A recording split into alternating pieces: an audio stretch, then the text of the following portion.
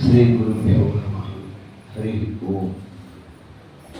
ಆಪಾದಂ ಪ್ರಿಯಂತಂ ಗುರುನಾಮಾಕ್ಷರಂ ಸ್ಮರೇತ್ ತೇನ ಆಪ್ನಶ್ಯಂತಿ ಸಿದ್ಧ್ಯಂತ ಮನೋರಥಾಃ.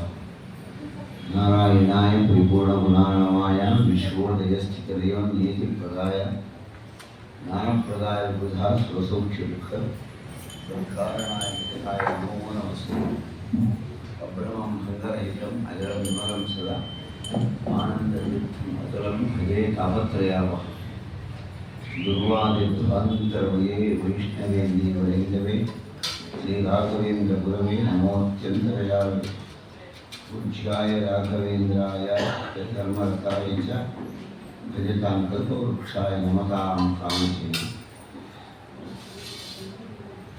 ಜನ್ಮಾದ್ಯಸ್ಯ ಯತೋನ್ಮಯಾನಿತರತಶ್ಚಾರ್ಥೇಷ್ವವಿಘ್ನಸ್ವರಾಟ್ तेने ब्रह्महृदायादि कवये मुह्यन्ति यं सूरयः. तेजो वारिमृतां यथा विनिमयः यत्र त्रिसर्गो मृषा धाम्ना स्वेन सदा निरस्तकुहकं सत्यं परं धीमहि. सृष्टिस्थित्यप्ययेकाद्विषितमो बन्धमोक्षाश्च यस्मात् अस्य श्रीब्रह्मरुद्रद्वीषतत्त्वात्मकस्य विष्णोर्व्यस्ताः समस्ताः सकलगुणैः सर्वदोषव्यपेतः पूर्णानन्दो वियो यो पूर्णतुपरवश्चिन्तयेतं महान्तम्. अञ्जनासूनुसान्निध्यात् विजयेन विराजितम् अजितप्रीतिजनकं भजेऽहं विजयध्वजम्. कृष्णाय वासुदेवाय हरये परमात्मने प्रणतक्लेशनाशाय गोविंदाय नमो नमः. ಪ್ರಸ್ತುತ ಶ್ರೀಮದ್ ಭಾಗವತದಲ್ಲಿ ಪುರಾಣದ ಲಕ್ಷಣದಂತೆ ಎರಡು ವಂಶಗಳನ್ನು ವರ್ಣಿಸ್ತಾ ಇದ್ದಾರೆ ಶುಕಾಚಾರ್ಯರು. ಒಂದು ಸೂರ್ಯವಂಶ, ಅದರ ಬರ್ತಕ್ಕಂತಹ ಪ್ರಸಿದ್ಧವಾದ ರಾಮದೇವರ ಕಥಾ, ಸೂರ್ಯವಂಶದ ರಾಜರುಗಳ ಕಥಾ ಎಲ್ಲ ಆಯಿತು ಸೂರ್ಯವಂಶ. ಇನ್ನು ಎರಡನೆಯದಾಗಿ ಚಂದ್ರವಂಶ, ಅದರ ಸ್ವಾಮಿ ಕೃಷ್ಣ ಆವಿರ್ಭವಿಸಿ ಬಹಳ ದೊಡ್ಡದಾದ ಕಾರ್ಯವನ್ನು ಮಾಡತಕ್ಕಂಥದ್ದು ವಿಸ್ತಾರವಾದಂತಹ ಕಥಾಭಾಗ ಯಾವುದು? ದಶಮಸ್ಕಂದ. ದಶಮಸ್ಕಂದ ಭಾಗವತದ ಹೃದಯ ಅಂತ ಹೇಳ್ತಾರೆ. ಭಗವಂತನ ಒಂದೊಂದು ಅವಯವಗಳನ್ನು ಭಾಗವತದ ಒಂದೊಂದು ಸ್ಕಂದಕ್ಕೆ ಚಿತ್ರಿಸುತ್ತಾರೆ. ಇಡೀ ಭಾಗವತವೇ ಭಗವಂತನ ಪ್ರತಿಮೆ ಇರ್ತಕ್ಕಂಥದ್ದು. ಅದರಲ್ಲಿ ಹಾಗೆ ದಶಮಸ್ಕಂದ ಹೃದಯ ಅಂತ ಹೇಳಿದ್ರು. ಎಷ್ಟು ಪ್ರಮುಖವಾದಂತಹ ಅಂಗಾಗಿರಬೇಡ. ಅದರಲ್ಲಿ ಕೃಷ್ಣಾವತಾರದ ಕಥಾ. ಕೃಷ್ಣ ಆವಿರ್ಭವಿಸಿದ್ದಾನೆ ಸ್ವಾಮಿ.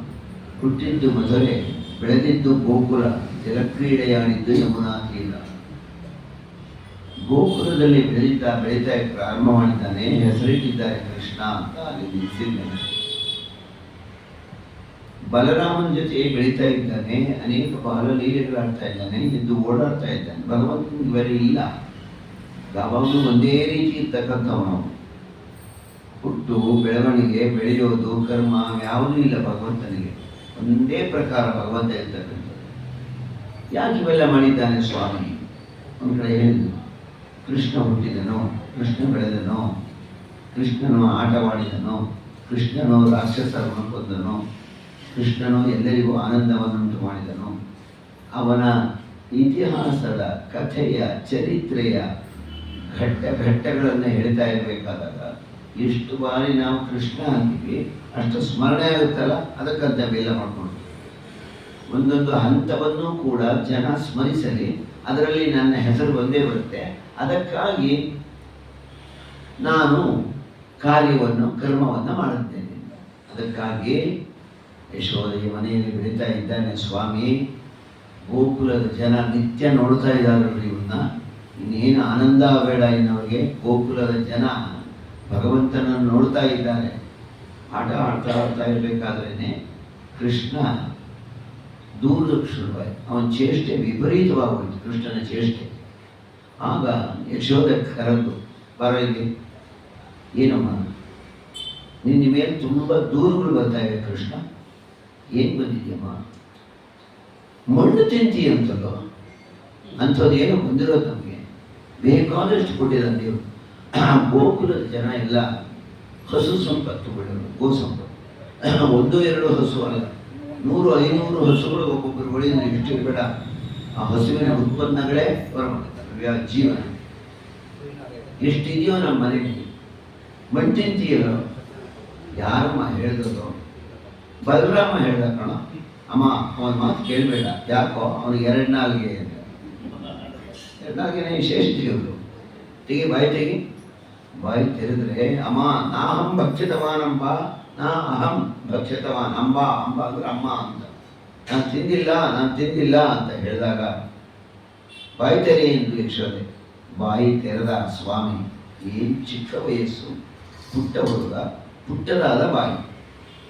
ಇನ್ನೇನು ನೋಡು, ಮಣ್ಣಿದ್ದು ನೋಡ್ತೀನಿ ಅಂತ ಬಾಯಿ ತೆರೆಯಿತು. ಬಾಯಿ ತೆರೆದಾಗ ಯಶೋದೆಗೆ ದಿಗ್ಭ್ರಮೆಯಾಗಿತ್ತು.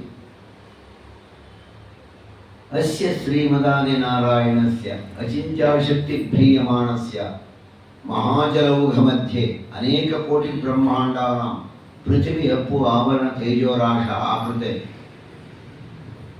ಅತಲ ವಿತರ ಸುತಲ ಮಹಾತಲ ಪಾತಾಳಾದಿ ಲೋಕ ಊರ್ಧ್ವೈ ಮೇಲ್ಭಾಗ ಭೂಲೋಕ ಭುವರ್ಲೋಕ ಮಹಾಲೋಕ ಜನೋಲೋಕ ತಪೋಲೋಕ ಸತ್ಯಲೋಕ ನಮ್ಮ ಅಧೋಭಾಗೆ ಮಹಾರಾಜ ಫಣಿರಾಜ ರಾಜ ಶ್ರೇಷ್ಠಸ್ಯ ಮಹಾ ಫಣಿಮಂಡಲ ಮಂಡಿತೆ. ಇದು ಮಹಾಸಂಕಲ್ಪ ಅಂತ ಇದೆ. ಇಡೀ ಬ್ರಹ್ಮಾಂಡದ ಸಮಸ್ತ ವಿಚಾರಗಳು ಇದರಲ್ಲಿ ಬರುತ್ತೆ. ಭೂಗೋಳದೆಲ್ಲ ಬರುತ್ತೆ. ಬ್ರಹ್ಮಾಂಡದಲ್ಲಿ ಏನೇನಿದೆ ಬರುತ್ತೆ. ಮಹಾಸಂಕಲ್ಪ ಹೇಳುವುದಕ್ಕೊಂದು ಅರ್ಧ ಗಂಟೆ ಹೇಳಬೇಕಾಗುತ್ತೆ. ಇದನ್ನು ಯಾವಾಗ ಹೇಳೋದು? ಯಾವಾಗಲೂ ಅಲ್ಲ. ವಿವಾಹದಲ್ಲಿ ಕನ್ಯಾದಾನ ಮಾಡಕ್ಕೆ ಮುಂಚೆ ಕನ್ಯವಿನ ಅಪ್ಪ ಹೇಳಬೇಕಿದನ್ನ, ಅಥವಾ ಪುರೋಹಿತರು ಹೇಳ್ತಾರೆ, ಅವ್ರು ಕೇಳಿಸ್ಕೋತಾರೆ. ಪುರೋಹಿತರು ಅವಶ್ಯ ಹೇಳಲೇಬೇಕು. ಅವ್ರು ಹೇಳಕ್ಕೆ ಬಂದರೆ, ಮುಹೂರ್ತದಲ್ಲಿ ಟೈಮ್ ಇದ್ದರೆ, ಮಹಾಸಂಕಲ್ಪ ಇದನ್ನು ಹೇಳಲೇಬೇಕಂಥದ್ದು. ಆಗ ಎಲ್ಲ ಕಾಣಿಸ್ತಾ ಇದೆ ಭಗವಂತನ ಬಾಯಿನಲ್ಲಿ. ಹರಿಯ ಬಸುರೊಳಗೆ ಅಖಿಲ ಲೋಕದ ವಿರಳ ಒಳಗೆ ಹೋಗೋದು. ಭಾರತಕ್ಕೆ ಹೋಲಿಕೆ ಕೊಡ್ತಾನೆ ಕವಿ. ಹರಿಯ ಬಸುರೊಳಗೆ, ಹೊಟ್ಟೆ ಒಳಗೆ ಎಲ್ಲ ಲೋಕಗಳು ಅಡಗಿದೆಯೇ. ಎಷ್ಟಿರ್ಬೇಡ ಹಾಗಾದ್ರೆ. ಇದರಲ್ಲಿನ ವರ್ಣನೆ ಎಲ್ಲಿ ಸಿಗುತ್ತೆ ನಮಗೆ ಅಂದರೆ, ಮಹಾಭಾರತದ ಅರಣ್ಯ ಪರ್ವದಲ್ಲಿ ಮಾರ್ಕಂಡೇಯರು ಬರ್ತಾರೆ. ಕೃಷ್ಣನ ಬಂದು ಕೂತಿರ್ತಾನೆ. ಮಾರ್ಕಂಡೇಯನ ಧರ್ಮರಾಜ ಕೇಳ್ತಾನೆ, ಸ್ವಾಮಿ ಎಲ್ಲ ಜೀವರುಗಳು ಹೋಗ್ಬಿಟ್ಟಿರ್ತಾರೆ, ತಿರ್ಗ ಹೊಸದಾಗಿ ಸೃಷ್ಟಿ ಆಗ್ತಾರೆ ಇತ್ತು. ಆದರೆ ನೀವು ಆ ಜಂಕ್ಷನ್ ಪೀರಿಯಡ್ ಇದೆಯಲ್ಲ, ಯಾವುದು ಪ್ರಳಯ, ಅದನ್ನು ನೋಡಿದವರು ನೀವು. ಪ್ರಳಯದಲ್ಲಿ ಹೇಗಿತ್ತು ಜಗತ್ತು ನೋಡಿದವರು ನೀವು. ಏನಾಯ್ತು ಸರ್ ಪ್ರಳಯದಲ್ಲಿ? ಅವ್ರು ಹೇಳ್ತಾರೆ, ಮಾರ್ಕಂಡೇಯ ಏನೇನೋ ಹೇಳುವಾಗಿಲ್ಲ, ಕೃಷ್ಣ ಅಲ್ಲೇ ಕೂತಿದ್ದಾನೆ. ಆಗ ನೋಡುವ ಧರ್ಮರಾಜ ಅಂತ ಹೇಳ್ತಾರೆ, ಅಲ್ಲಿ ಅರಣ್ಯಪುರದಲ್ಲಿ ಹೇಳ್ತಾರೆ. ನಾನು ನೋಡುತ್ತಿದ್ದಂತೆಯೇ ನಮ್ಮ ಆಶ್ರಮ ಎಲ್ಲ ಜಲಮಯವಾಗಿತ್ತು. ಎಲ್ಲ ಜಲಮಯ. ಒಂದು ಎಲೆ ಮಾತ್ರ ತೇಲ್ಕೊಂಡತಾ ಇತ್ತು.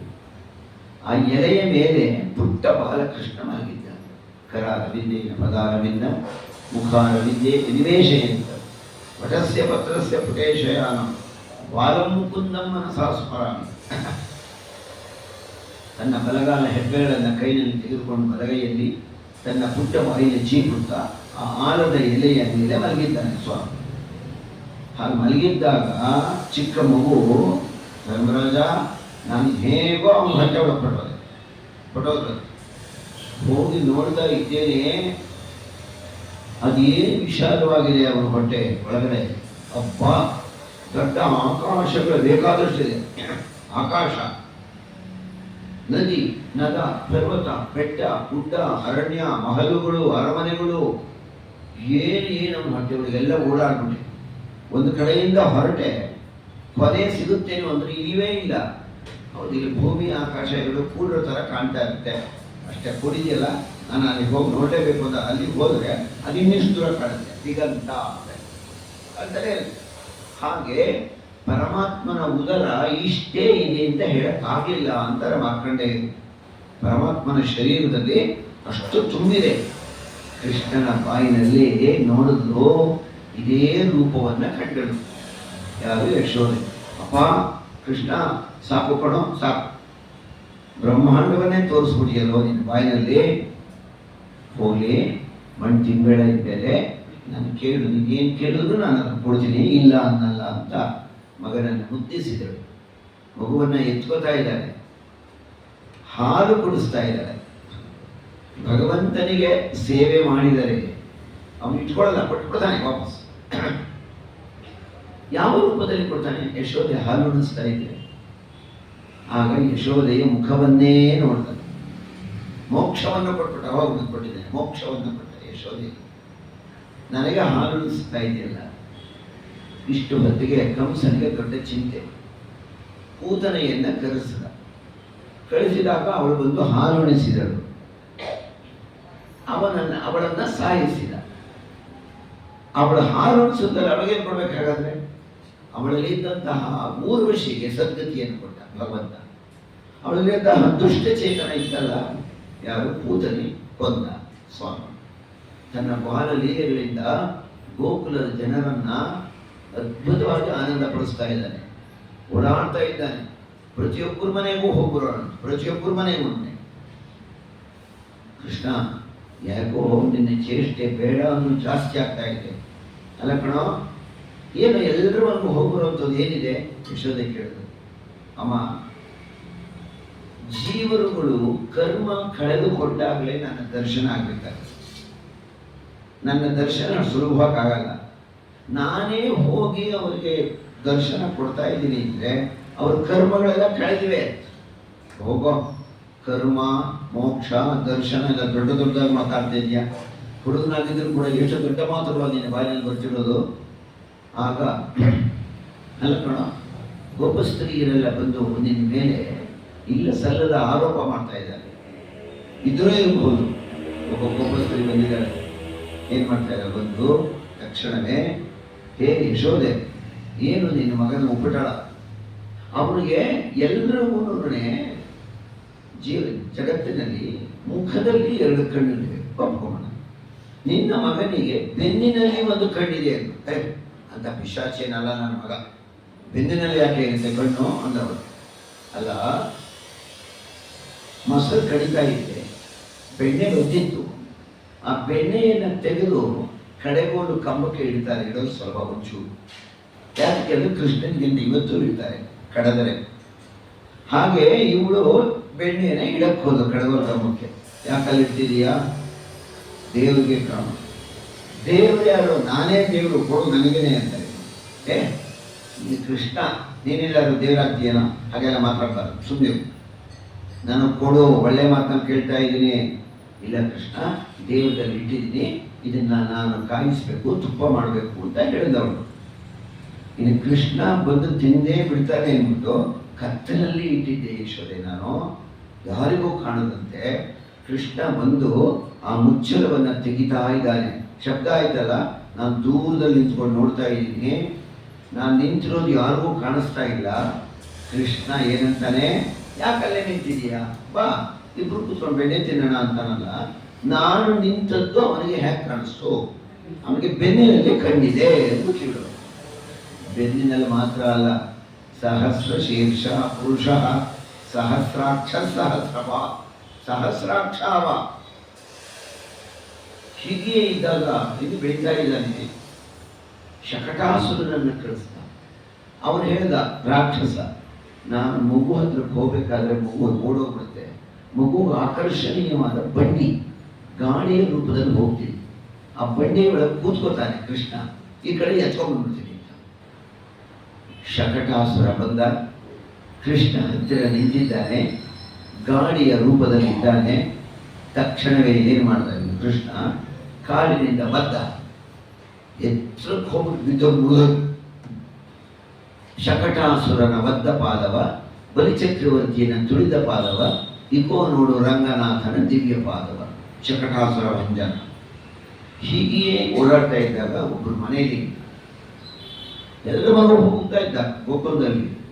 ಒಬ್ಬರು ಮನೆಗೆ ಬಂದು ಸುಮ್ಮನೆ ಕೂತಿದ್ದಾರೆ. ಎಲ್ಲರೂ ಕಾಲ ಬೆಳಗಾಗಿದೆ, ಆಗಬೇಕು, ತುಂಬ ಹೊತ್ತು ಆಗಿದೆ, ಯಾಕೆಲ್ಲ ಹೇಗೆ ಕೂತಿದ್ದೀರಿ? ದೇವ್ರ ಪೂಜೆ ಮಾಡಬೇಕು ಕೊಡೋ ಕೃಷ್ಣ. ದೇವ್ರ ಪೂಜೆ ಮಾಡಿ. ನಾವು ಮಾಡಲ್ಲ. ಯಾರು ಮಾಡ್ತಾರೆ?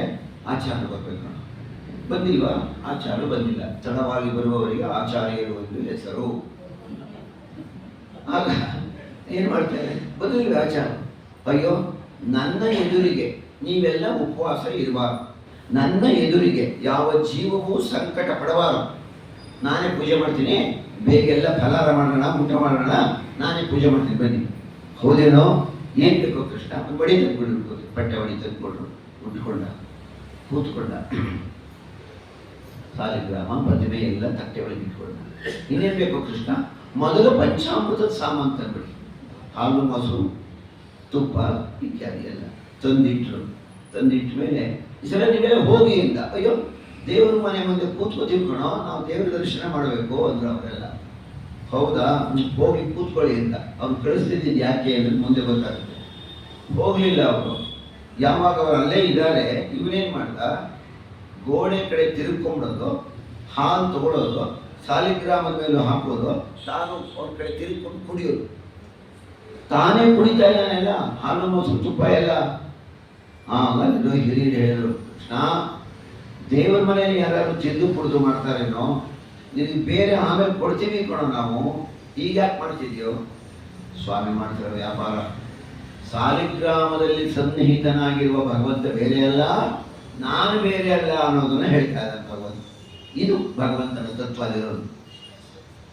ಓಡಾಡ್ತಾ ಇದ್ದಾನೆ ಎಲ್ಲರ ಮನೆಗೂ ಕೂಡ. ಒಬ್ಬರ ಮನೆಗೆ ಬಂದ, ಯಶೋದೆ ಬಂದ, ನೋಡ್ತಾ ನಿಂತಿದ್ದೆ. ಆಗ ಜೊತೆ ಗುಂಪು ಬೇರೆ ಕಟ್ಕೊಂಡ್ಬಂದಿದ್ದ ಅವನ ಸ್ನೇಹಿತರು. ಒಬ್ಬರ ಮೇಲೊಬ್ಬರನ್ನ ಕೂಡಿಸ್ದ. ಏನಿ ಥರ ಆಯ್ತದು.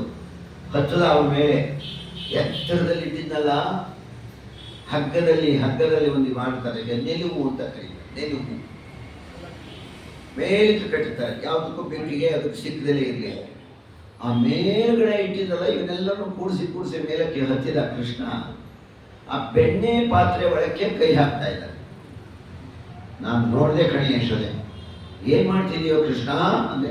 ನಮ್ಮನೆ ಹಸಿವಿನ ಕರು ತಪ್ಪಿಸ್ಕೊಂಡ್ಬಿಟ್ಟಿದೆ, ಇಲ್ಲಿ ಏನು ಹುಡುಕ್ತಾ ಇದ್ದೀನಿ ಅಂತ. ಏನು ಮಾತೆ ಅವನು ಹೇಳೋದವನು? ಹಸುವಿನ ಕರು ತಪ್ಪಿಸ್ಕೊಂಡ್ಬಿಟ್ರೋದು ಅಲ್ಲಿರುತ್ತೆ ಎಲ್ಲಾದರೂ. ನನಗೆ ಕೋಪ ಬಂತು ಯಶೋದೆ, ಅವನು ಕೊಟ್ಟ ಮಾತಿಗೆ, ಮಾಡ್ತಿರೋ ಕೆಲಸಕ್ಕೆ. ಈ ಕೆಳಗಡೆ ಕೂತಿದ್ರಲ್ಲ ಒಬ್ಬ ಅದನ್ನೆಲ್ಲ ಎಳೆದು ಹಿಂದಕ್ಕೆ ಬಿಟ್ಟರೆ ಎಳೆದು ಬಿದ್ದೋಗ್ತಾನೇನು ಅಂದರೆ ಬೀಳೇ ಇರಲಿ. ಅವನು ಯಾವುದ್ರ ಮೇಲೂ ನಿಂತಿಲ್ಲ. ಅವನಿಗೆ ಯಾವುದೋ ಆಧಾರನೇ ಬೇಡವೇನೆ. ಅವನಿಗೆ ಯಾವುದೇ ಆಧಾರ? ಜಗದಾಧಾರ ಅವನು. ಇಡೀ ಜೀವರಾಶಿಗಳನ್ನು ಯಾವ ರೀತಿಯಲ್ಲಿ ನಿಯಂತ್ರಣದಲ್ಲಿ ಇಟ್ಕೊಂಡಿದ್ದಾನೆ ಅಂದರೆ ನಮ್ಮ ಕಣ್ಣು ಕಾಣಿಸಲ್ಲ, ಅದು ನಮ್ಮ ನಿಯಂತ್ರಣದಲ್ಲಿದೆ. ದಾರ ತಗೊಂಡು ದಾರದ ತುದಿಗೆ ಒಂದು ಕಲ್ಲನ್ನು ಕಟ್ಟಿ ಇನ್ನೊಂದು ತುದಿಯನ್ನು ಜೋರಾಗಿ ಹಿಡಿದು ತಿರುಗಿಸಿ ಕೈ ಬಿಟ್ಬಿಟ್ರೆ ಆ ಕಲ್ಲು ಕೆಳಗೆ ಬಿಡಲ್ಲ. ಇನ್ನೂ ಒಂದು 5-6 ಸುತ್ತು ತಾನೇ ತಿರುಗುತ್ತೆ. ಯಾರು ತಿರುಗಿಸ್ತಾ ಇರಲ್ಲ, ಭಗವಂತ. ಅವನು ಮಾಡಿಸ್ತಾ ಇರೋ ರೀತಿ ನಮ್ಗೆ ಆಗ್ತಾ ಇಲ್ಲ. ತಿಳ್ಕೋಬೇಕದನ್ನ. ತೆರೆ ಕಟ್ಟಿರ್ತಾರೆ, ಪರದೆಯ ಹಿಂಭಾಗದಲ್ಲಿ ಕೂತ್ಕೊಂಡಿದ್ದಾನೆ. 10 ಬೆರಳಿಗೂ ಕೂಡ 10 ದಾರಗಳು ಕಡ್ಡಿ ಕಟ್ಕೊಂಡಿದ್ದಾನೆ. ಆ ಬೆರಳುಗಳನ್ನ ಮೇಲೆ ಕೆಳಗೆ ಆಡಿಸ್ತಾನೆ. ಆ ಪರದೆಯ ಮುಂದಿರುವ ಬೊಂಬೆ ಕುಣಿಯುತ್ತೆ. ಆ ಕುಣಿಸ್ತಾ ಇರೋರು ಕಾಣಲ್ಲ ನಮಗೆ, ನಮ್ಗೆ ಕಾಣ್ತಿರೋದು ಯಾವುದೋ ಬೊಂಬೆ ಮಾತ್ರ.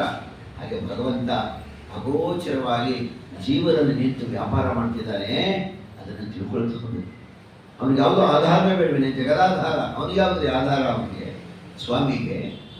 ಹೀಗೆ ಕೃಷ್ಣ ಓಡಾಡ್ಕೊಂಡು ಮಾಡ್ತಾ ಇರಬೇಕಾದ್ರೆ ಕಂಸ ತೃಣಾವರ್ತ ಎನ್ನುವನನ್ನು ಬೆಳೆಸಿದ. ಶಕಟಾಸುರ ಹೋದ, ಸತ್ತು ಹೋದ. ನಾನೊಂದು ರೂಪದಲ್ಲಿ ಹೋಗ್ತೀನಿ, ಯಾರಿಗೂ ಕಾಣಲ್ಲ. ಸುತ್ತುತ್ತಾ ಇರುವ ಸುಂಟರಗಾಳಿ ರೂಪದಲ್ಲಿ ದೊಡ್ಡ ಬಯಲಿನಲ್ಲಿ ಗಾಳಿ ಎದ್ದುಬಿಟ್ರೆ ನೀವು ಯಾವಾಗಾದ್ರೂ ಗಮನಿಸಲು ಹೋಗ್ತಿದ್ದಾಗ ಒಂದು ತೆಂಗಿನ ಮರದ ದಪ್ಪ ಅಷ್ಟೇ, ಎತ್ತರವೂ ಅಷ್ಟೇ, ಗಾಳಿ ಸುತ್ತಕೊಂಡು ಹೋಗ್ತಾ ಇರುತ್ತೆ. ನೋಡಿದ್ದೇನೆ ನಾನು. ಆ ರೂಪದಲ್ಲಿ ಹೋಗ್ತೇನೆ, ತೃಣಾವರ್ತ ಸುತ್ತಾ ಇರುತ್ತೆ. ಆ ಕೃಷ್ಣನನ್ನ ಗಾಳಿಯಲ್ಲಿ ಎತ್ಕೊಂಡ್ಬಂದ್ಬಿಡ್ತೀನಿ ಅಂತ. ಕೃಷ್ಣ ಹೋದ, ಎತ್ತದ ಮೇಲಕ್ಕೆ ರಾಕ್ಷಸ ವಿಪರೀತವಾದ ತೂಕ ಆಗೋದ. ಕೃಷ್ಣ ಯಾವಾಗ ತೂಕ ಆಗಲಿ ಅವನು ಹಿಡ್ಕೋಬಕ್ಕೆ ಆಗಲಿಲ್ಲ. ತೃಣಾವರ್ತ ಬಿದ್ದು ಹೊರಕ್ಕೆ ತೃಣಾವರ್ತನನ್ನ ಕೊಂದಿದ್ದಾನೆ. ಕಂಸ ಕಳಿಸಿರೋರೆಲ್ಲ ಹಿಂದಕ್ಕೆ ಬರ್ತಾನೆ ಇಲ್ವಲ್ಲ ಯಾರನ್ನೇ. ಕಂಸ ಹೇಳಿದ್ದಾನೆ, ನೀವೆಲ್ಲ ಹೋಗಿ ಕೃಷ್ಣನಿಗೆ ವಿರೋಧವಾಗಿದ್ದಾರಲ್ಲ ಇವರೆಲ್ಲ, ಕೃಷ್ಣನಿಗೆ ವಿರೋಧ ಅಂದ್ರೆ ನರಕವೇ ತಾನೆ. ನೀವೆಲ್ಲ ನರಕದ ಭಾಗದಲ್ಲಿ ನಿಂತಿರಿ, ಕೊನೆಯಲ್ಲಿ ನಾನು ಬರ್ತೀನಿ, ಎಲ್ಲ ಒಟ್ಟಿಗೆ ಹೊರಟೋಣ ಅಂತ ಹೇಳಿ ಕಳಿಸ್ತಾ ಇದ್ದಾರೆ. ಅದಕ್ಕೆ ಹೋದವರು ಒಬ್ಬರು ಬರ್ತಾರೇ ಇಲ್ಲ ಅವನ ಹಿಂದಕ್ಕೆ. ಕೃಷ್ಣ ಹೀಗೆ ಓಡಾಡ್ತಾ ಇದ್ದಾನೆ ಎಲ್ಲರ ಮನೆಯಲ್ಲೂ.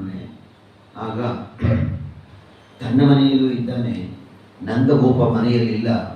ಒಬ್ಬ ಬ್ರಾಹ್ಮಣ ಬಂದ ಮನೆಗೆ. ಯಶೋದೆ ನೆಲವನ್ನು ಸಾರಿಸಿಕೊಟ್ಲು. ಸ್ವಾಮಿ, ನಿಮ್ಮ ದೇವರ ಪೆಟ್ಟಿಗೆ ಇಟ್ಕೊಂಡು ಸಾಮಗ್ರಿಗಳು ಇಟ್ಕೊಂಡು ದೇವ ಸ್ನಾನ ಮಾಡ್ಕೊಂಡ್ಬನ್ನಿ, ಪದಾರ್ಥಗಳು ಕೊಡ್ತೀನಿ. ನಾವು ಬಲ್ಲರು, ನಾವು ಮಾಡಿದ್ದನ್ನು ನೀವು ತಿನ್ನಲ್ಲ, ನೀವೇ ಸ್ವಯಂ ಪಾಕ, ನೀವೇ ಮಾಡ್ಕೊಂಡು ಅಡುಗೆ ಮಾಡಿ ನೈವೇದ್ಯ ಮಾಡಿ ಸ್ವಾಮಿ ಊಟ ಮಾಡಿ. ನೀವು ಊಟ ಮಾಡಿದ್ರೆ ನಮಗೂ ಶ್ರೇಯಸ್ಸು ಒಂದು ಯಶೋದೆ. ಕೃಷ್ಣನಿಗೆ ಎಲ್ಲಿಲ್ಲದ ಸಂಭ್ರಮ. ಒಬ್ಬ ಬ್ರಾಹ್ಮಣರ ಮನೆಗೆ ಬಂದ್ಬಿಟ್ಟಿದಾರಲ್ಲ, ಅಯ್ಯೋ ಬರೀ ಬ್ರಾಹ್ಮಣರಲ್ಲ ಸ್ವಾಮಿಗಳೇ ಬಂದಿದ್ದಾರೆ ಅನ್ಕೊಂಬಿಟ್ಟ. ನಮೋ ಬ್ರಹ್ಮಣ್ಯ ದೇವಾಯ ಗೋ ಬ್ರಾಹ್ಮಣ ಹಿತಾಯ ಚ. ಏನು ಕೇಳ್ತಾ ಇದ್ದಾನೆ, ಏನು ಬೇಕು ಸ್ವಾಮಿ, ಏನು ತಿಳ್ಕೊಳ್ಳಿ, ಅದಕ್ಕೂ ಸಂಕೋಚ ಪಟ್ಕೋಬೇಡಿ. ಏನು ಓಡಾಡ್ತಾ ಇದ್ದಾನೆ, ಬಟ್ಟೆ ಬಳಿ ಉಟ್ಕೊಂಡ್ಬಿಟ್ಟಿದ್ದಾನೆ, ಸಂಭ್ರಮ ಕೃಷ್ಣನಿಗೆ.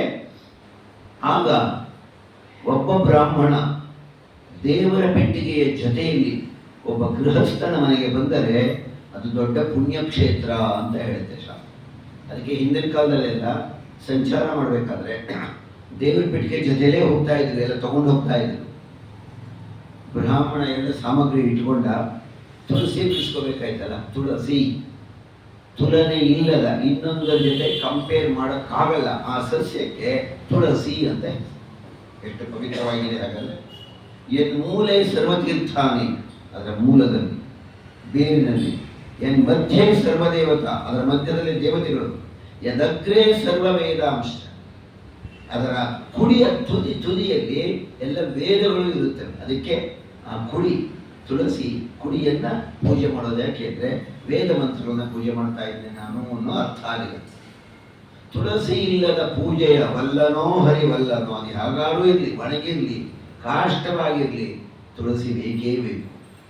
ಈ ಬ್ರಾಹ್ಮಣ ತುಳಸಿ ಬಿಡಿಸ್ಕೋಬೇಕಾದ್ರೆ ಪವಿತ್ರವಾಗಿ ಬಿಡಿಸ್ಕೋತಾ ಇದ್ದಾನೆ, ಮಡಿಯಿಟ್ಟು ಬಿಡಿಸ್ಕೋತಾ ಇದ್ದಾನೆ.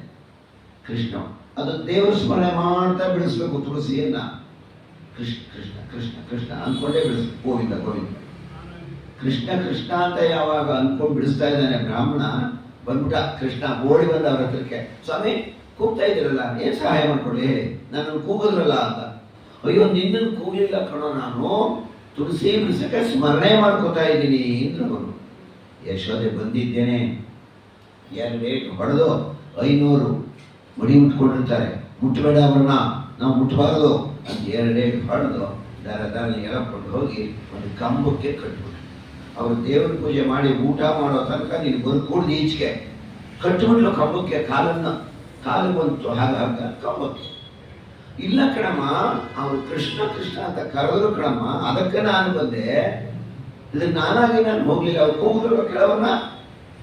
ಆಗ ಬ್ರಾಹ್ಮಣ ತಿರ್ಗ ಸ್ನಾನ ಮಾಡಿ ಅಡುಗೆ ಮಾಡಿಕೊಂಡೆ, ಚೆನ್ನಾಗಿ ದೇವ್ರ ಪೂಜೆ ಮಾಡ್ದ, ನೈವೇದ್ಯ ಮಾಡಿಕೊಂಡು, ನೈವೇದ್ಯ ಇಟ್ಕೊಂಡಿದ್ದ ಎಲ್ಲ ಪದಾರ್ಥ ಇಟ್ಕೊಂಡು, ನೈವೇದ್ಯದ ಮಂತ್ರ ಸೌವರ್ಯೈ ಸ್ಥಾಲಿವರ್ಯೈ ಮಣಿಗಣ ಖಚಿತೈ ಗೋಘೃತಾಕ್ತಾನ್ ಸುಪಕ್ವಾನ್ ಭಕ್ಷಾನ್ ಭೋಜ್ಯಾನ್ ಜೋಷ್ಯಮನ್ನಂ ನಿಧಾಯ ನಾನಾ ಶಾಖೈರುಪೇತಂ ಸಮದುಧೃತ ಕ್ಷೀರ ಪಾನೀಯಯುಕ್ತಂ ತಾಂಬೂಲಂ ಚಾಪ ವಿಷ್ಣೋ ಮಾನಸೇ ಚಿಂತೆಯಾಮಿ. ಇಷ್ಟು ಇಟ್ಕೋಬೇಕು ದೇವ್ರ ನೈವೇದ್ಯ. ನಾನು ಚಿಂತೆಯಾಮಿ, ಅಷ್ಟಿದ್ರಲ್ಲಿ ಇಲ್ಲದೇ ಇದ್ರೂ ಇಷ್ಟನ್ನು ನಾನು ಮನಸ್ಸಿನಲ್ಲಿ ಚಿಂತಿಸುತ್ತಿದ್ದೇನೆ. ಅಂದುಬಿಟ್ಟು ಶಂಖವದಲ್ಲಿ ನೀರು ತುಂಬಿಕೊಂಡು ಶಂಖದಿಂದ ನೀರನ್ನು ಹಾಕುತ್ತಾ ಅರ್ಘ್ಯ ಪಾತ್ರೆಗೆ ಶಂಖವನ್ನೆಲ್ಲ ಇಟ್ಟು ಎರಡು ಕೈಗಳನ್ನ ಮೇಲಕ್ಕೆ ಎತ್ತಿ ಕೃಷ್ಣಾರ್ಪಣ ಅಂದ್ಬಿಟ್ಟ. ನೈವೇದ್ಯದಲ್ಲಂದೇ ಬೇಕಲ್ಲ ಕೃಷ್ಣಾರ್ಪಣ ಅಂತ. ಅವನು ಯಾವಾಗ ಕೃಷ್ಣಾರ್ಪಣ ಅಂದನೋ ಆ ಕಂಬದಿಂದ ಹೇಗೋ ಬಿಚ್ಕೊಂಡು ಕೃಷ್ಣ ಓಡಿ ಬಂದು, ಸ್ವಾಮಿ ಇವೆಲ್ಲ ತಗೋತೀನಿ ನಾನು, ನೈವೇದ್ಯಕ್ಕೆ ಇಟ್ಟರು. ನೈವೇದ್ಯ ತೀರ್ಥ ಎರಡು ಏನಾದ್ರು ಮೈಲಿಗೆ ಬಂದರೆ ತಿರುಗಿ ದೇವ್ರ ಪೂಜೆ ಮೊದಲಿಂದ ಮಾಡೋದು, ಜೋಪಾನ ಕಾಪಾಡ್ಕೋದು. ನೈವೇದ್ಯ ಮತ್ತು ತೀರ್ಥ ಇವೆಲ್ಲ ಬಿಟ್ಕೋತೀನಿ ಸ್ವಾಮಿ, ಕೃಷ್ಣ ಅಂದಿದ್ರೆ ಕೃಷ್ಣಾರ್ಪಣ ಅಂದರೆ ಇವೆಲ್ಲ ನನಗೆ ಸೇರಿದ್ದು, ಮುಟ್ಬೇಡ ಕಣೋ. ಸಿಟ್ಟಿನಿಂದ ನೋಡಿದ ಬ್ರಾಹ್ಮಣ ಶ್ರೀಕೃಷ್ಣನ ಕಡೆಯಲ್ಲಿ ಸಿಟ್ಟಿನಿಂದ ನೋಡಿದ. ಗೊಲ್ಲರ ಮಗ ಮುಟ್ಟಿದ ಎಂಬ ಅನುಮಾನ ಪಡಲಿಬೇಡಿ, ಗೊಲ್ಲರ ಮಗ ಮುಟ್ಟಿದ ಅನ್ಕೋಬೇಡಿ. ಲಕ್ಷ್ಮೀ ವಲ್ಲಭನೆಂಬೋ ಮಹಿಮೆ ತಿಳಿಯಲಿಲ್ಲವೇ? ಲಕ್ಷ್ಮೀ ವಲ್ಲಭ ನಿಮಗೆ ತಿಳಿಯಲಿಲ್ವಾ ಸ್ವಾಮಿ? ನಿಮಗೆ ಕೃಷ್ಣಾರ್ಪಣ ಅಂದಿದ್ದು ನನಗೆ ನೀವು ನಿಜ ತಗೋತೀನಿ ನಾನು ಇದನ್ನ. ಬೇಡ ಕಣೋ ಕೃಷ್ಣ, ಬೇಡ ಕಣೋ. ಯಶೋದೆ ಬಂದು ತಿರುಗಿ ಅವನ ಹಿಂದಕ್ಕೆ ಎಳಕೊಂಡು ಹೋಗಿ ಹೊಡೆದು ಸುದ್ದಿರು. 500 ಹೋಗೋ ತನಕ ಸುಮ್ಮನೊಂದು ಕಡೆ ಕೂತಿರ್ಬೇಕು ನೀನು. ಅಷ್ಟೊತ್ತಿಗೆ ನಂದು ಹೋಗೋ ಬಂದ. ಅಳ್ತಾಗ ಶುರು ಮಾಡೋದು. ಮಕ್ಕಳು ನೆಂಟರು ಬಂದಾಗಲೇ ಹೇಳೋದು, ಯಾಕೆ ಅವ್ನು ಕಂಟ್ರೋಲ್ ಮಾಡೋಕ್ಕಾಗಲ್ಲ. ಅವಾಗ ನೆಂಟರು ಮುಂದೆ ಅವ್ರು ಹೊಡೆಯೋಕ್ಕಾಗಲ್ಲ. ಕಾದಿರ್ತಾರೋದನ್ನು ಇಲ್ಲದೇ ಇರುವ ಚೇಷ್ಟೆನೇ ಮಾಡ್ತಾರೆ, ದೊಡ್ಡ ಚೇಷ್ಟೆಗಳು ಮಾಡ್ತಾರೆ ನೆಂಟರು ಬಂದಿರುವಾಗ.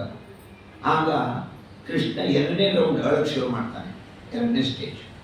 ಯಾಕಪ್ಪ ಅಳ್ತಾ ಇದೆಯಾ ನಂದಗೋಪ ಕೇಳಿದ. ಒಂದು ಮಾತು ಹೇಳ್ತಾನೆ ಕೃಷ್ಣ, ಅನ್ಯಾಯದಿಂದಲೇ ಅಮ್ಮಯನ್ನ ಹೊಡೆದಳು. ಅನ್ಯಾಯವಾಗಿ ಹೊಡೆದಳು ನನ್ನ. ಬಣ್ಣಿಸಿ ಬಣ್ಣಿಸಿ ಅಳುತ್ತಾಲಿದ್ದ ಚೆನ್ನಿಗ ಕೃಷ್ಣನು ಬಣ್ಣಿಸಿ ಬಣ್ಣಿಸಿ ಅಳುತ್ತಾ ಇದ್ದಾನೆ. ಹೀಗೆ ಮಾಡಿಬಿಟ್ಲು ಅಮ್ಮ ನನ್ನನ್ನ. ನನ್ನೇನು ತಪ್ಪಿಲ್ಲ ಅಪ್ಪ ಇದರಲ್ಲಿದ್ದಾಗ ನಂದಗೊಬ್ಬ ಸಮಾಧಾನ ಮಾಡ್ತಾನೆ. ಕೃಷ್ಣ ತಾನೇನು ಬಾಲಲೀಲೆ ತೋರಿಸಿದ್ರೂ ಕೂಡ ಅದು ಶಾಸ್ತ್ರದಲ್ಲಿ ವಿಚಾರವಾಗಿರಬೇಕು, ಲೋಕಕ್ಕೆ ನಡೀಬೇಕಾಗಿರ್ತಕ್ಕಂಥದ್ದು. ಅದನ್ನು ನೋಡಿ ಜನ ಆನಂದ ಪಡಬೇಕು. ಕೃಷ್ಣನ ಬಾಲಲೀಲೆಗಳು ಇದು ಬಹಳ ಬಹಳ ಅದ್ಭುತವಾಗಿದೆ. ಅಷ್ಟೊತ್ತಿಗೆ ಎಲ್ಲರೂ ಕೂಡ ಕೃಷ್ಣ ನಿಷ್ಕ್ರಮಣ ವ್ರತ ಅಂತ ಯಮುನಾ ನದಿ ಹತ್ರ ಕರ್ಕೊಂಡು ಹೋದ. ಅಲ್ಲಿ ಆಯಿತು ಆ ನಿಷ್ಕ್ರಮಣ ವ್ರತ. ಅಲ್ಲೇ ಶಕಟಾಸುರ ಬಂದಿದ್ದರು. ಪುನಃ ಗೋಕುಲಕ್ಕೆ ಬಂದ ಕರ್ಕೊಂಡು ಎಲ್ಲರೂ ನೋಡಿ, ದನ ಕರುಗಳು, ಹಿರಿಯರು, ದೊಡ್ಡವರು, ಮಿತ್ರರು, ಚಿಕ್ಕವರು, ಇಡೀ ಸಂಸಾರ ತಿರ್ಗವದು. ಅಲ್ಲೇ ಇದ್ದವನು ಯಮುನಾ ನದಿ ತೀರಕ್ಕೆ ಹೋಗೋದೆ. ಎಲ್ಲರೂ ಕೂಡ ಯಮುನಾ ವಿಹಾರ, ಯಮುನಾ ನದಿ ಚೆನ್ನಾಗಿ ಹರಿತಾ ಇದೆ ನೋಡಕ್ಕೆ ಬಹಳ ಆನಂದ. ಯಮುನಾ ನದಿ ಗಂಗೆಯದೇ ಒಂದು ರೀತಿ, ಯಮುನಾದ್ದೇ ಒಂದು ರೀತಿ. ಭೋರ್ಗರೆಯುವ ನದಿಗಳೇ ಬೇರೆ ಇರ್ತಕ್ಕಂಥ. ನೇರವಾಗಿ ಹುಟ್ಟಿ ನೇರವಾಗಿ ಸಮುದ್ರವನ್ನು ಸೇರುತ್ತೆ, ಅದೊಂದು ಬಗೆಯ ನದಿಗಳು. ಹುಟ್ಟಿ ಹರಿದು ಇನ್ನೊಂದು ನದಿಯನ್ನು ಸೇರಿ ಸಮುದ್ರ ಸೇರುತ್ತೆ. ಯಮುನಾ ನದಿ ನೇರವಾಗಿ ಸಮುದ್ರ ಸೇರಲ್ಲ, ಗಂಗಾ ನದಿ ಸೇರುತ್ತೆ.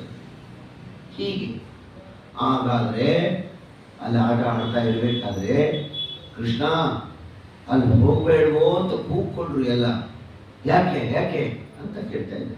ಬೇಡ, ದೊಡ್ಡ ಸರ್ಪ ಇದೆ, ಮೊದಲಿನಿಂದಲೂ ನಾವು ಅಲ್ಲಿ ಹೋಗಲ್ಲ, ಅದು ಉಸಿರು ಬಿಟ್ಟರೆ ಸಾಕು, ಅದು ವಿಷದ ಗಾಳಿ ಕಣೋ ಕೃಷ್ಣ, ಹೋಗ್ಬಾರ್ದಲ್ಲಿಗೆ, ವಿಷ ಜಲಾಶಯ ಅದು.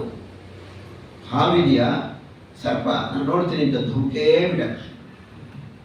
ಧೂಕ್ಬಿಟ್ಟು ಅಯ್ಯೋ ಅಂತ ಎಲ್ಲ ದಡದಲ್ಲಿ ನಿಂತ್ಕೊಂಡು ಆಳವಾದ ಜಾಗ, ಯಮುನಾ ನದಿಯ ಜಾಗ, ಬಿದ್ದು ಬಿಟ್ಟಿದ್ದಾನೆ ಕೃಷ್ಣ ಒಳಗಡೆ. ಚಂಗನೆ ಮೇಲಕ್ಕೆ ಎದ್ದ. ಅಯ್ಯೋ ಇನ್ನು ಮೇಲಕ್ಕೆ ಬಂದನಲ್ಲ ಕೃಷ್ಣ ಅಂತ ತಿರ್ಗಾ ಕೂಗ್ಕೊಂಡ್ರು. ಮೇಲಕ್ಕೆ ಬಂದದ್ದು ಹೇಳು ಕೂತ್ ನಿಂತ್ಕೊಂಡ.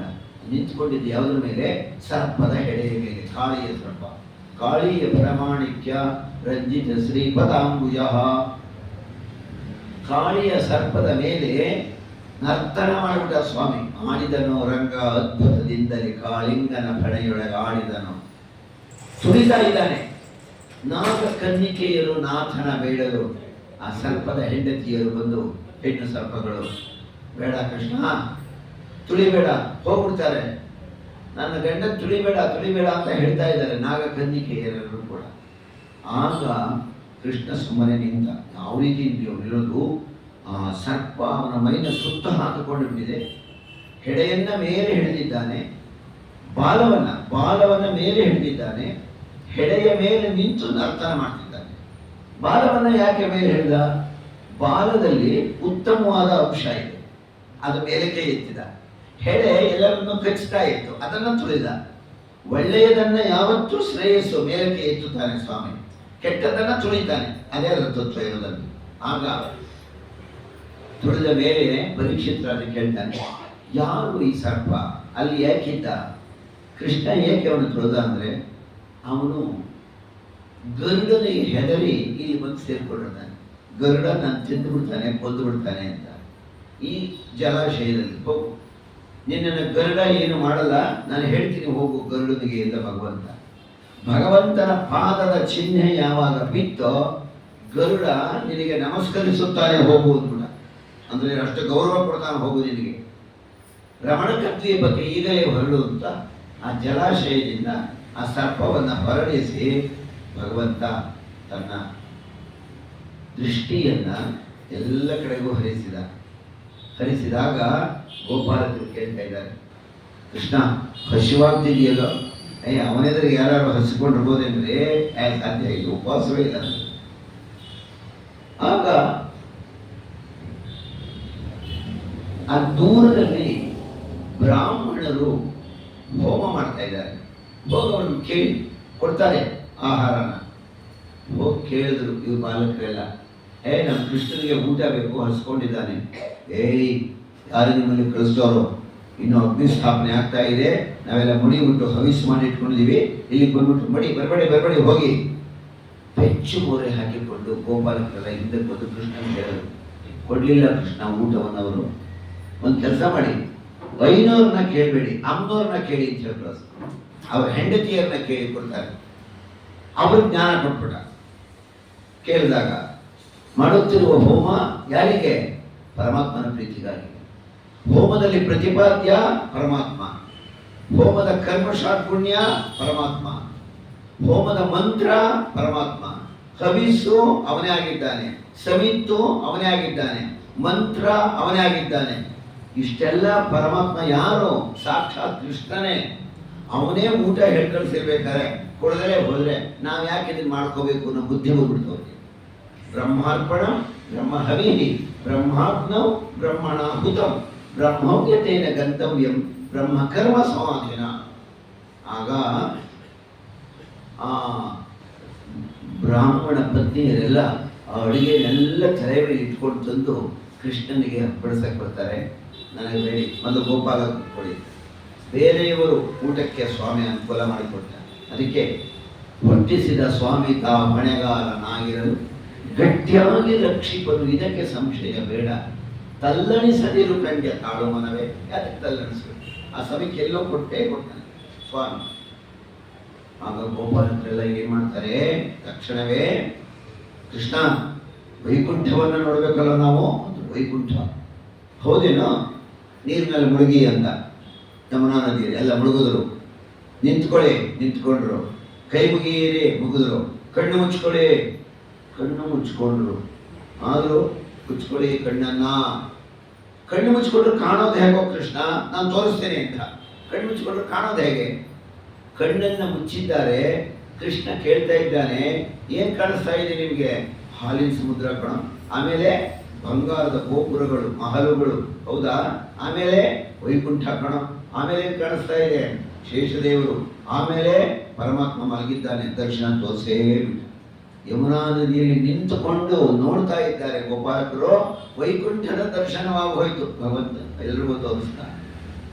ಹೀಗೇ ಅಲ್ಲಿದ್ದಾಗ ದೊಡ್ಡದಾದ ಮಳೆ ಬರಬೇಕೆ. ಕುಂಭದ್ರೋಣ ಅಂದ್ರೆ ಒನಕೆ ಗಾತ್ರ ಮಳೆಯ ಹನಿ. ದಬ ದಬ ದಬ ಚಿಚ್ತಾ ಇದೆ ಮಳೆ. ಇಂದ್ರನಿಗೆ ಕೋಪ ಬಂದು ಆ ಮಳೆ ಸುರಿಸ್ತಾ ಇದ್ದಾನೆ. ಇಂದ್ರನಿಗೆ ಕೋಪ ಬಂದು, ಅದೇ ಹೇಳ್ತಾನೆ ನೆನ್ನೆ, ಆ ಅಹಂಕಾರ ತತ್ವವೇ ಹಾಗೆ. ವೈಕಾರಿಕ ತೈಜಸ ತಾಮಸ ಅಂತ 3 ತತ್ವ. ಅದರಲ್ಲಿ ಗರುಡ ಶೇಷ ರುದ್ರ ಇಂದ್ರಾದಿ ದೇವತೆಗಳು ಒಂದೊಂದು ತತ್ವದ ಭಾಗದಲ್ಲಿ ಹುಟ್ಟುತ್ತಾರೆ. ಮಹತ್ತತ್ವ ಬ್ರಹ್ಮದೇವರು ಮತ್ತು ಪ್ರಾಣದೇವರು ಭಗವಂತನ ಬಗ್ಗೆ ಯಾವಾಗಲೂ ಅಜ್ಞಾನ ಅನ್ನೋದು ಇಲ್ಲವೇ ಇಲ್ಲ ಅವರಿಗೆ. ಬ್ರಹ್ಮದೇವರು ನೋಡ್ತಾ ಇದೆಯಲ್ಲ ಭಾಗವತದಲ್ಲಿ, ಎಲ್ಲರೂ ಒಂದು ಕಡೆ ಉಲ್ಲಂಘಿಸಿದಾಗ. ನಿನ್ನೆ ರಾಮಾಯಣದಲ್ಲಿ ನೋಡೋದು, ವಾಯುದೇವರು ಎಲ್ಲರೂ ಉಲ್ಲಂಘನೆ ಮಾಡ್ತಾರೆ, ಪರಮಾತ್ಮನನ್ನು ಮಾಡಲ್ಲ. ಅವರ ತತ್ವವೇ ಹಾಗೆ. ಇವರು ತಪ್ಪು ಬಿಡ್ತಾರೆ ಒಂದೊಂದ್ಸಲ. ಇಂದ್ರದೇವರಿಗೆ ಕೋಪ ಬಂದು ಆ ಮಳೆ ಸುರಿಸಿದ್ರು ಚೆನ್ನಾಗಿ. ಯಾಕೆ ಇಂದ್ರದೇವರು ಸುರಿಸಿದ್ರು ಅಂತ ಹೇಳಿದ್ರೆ, ಅಲ್ಲಿ ಪೂಜೆಯನ್ನು ಮಾಡಬೇಕಾಯ್ತಲ್ಲ.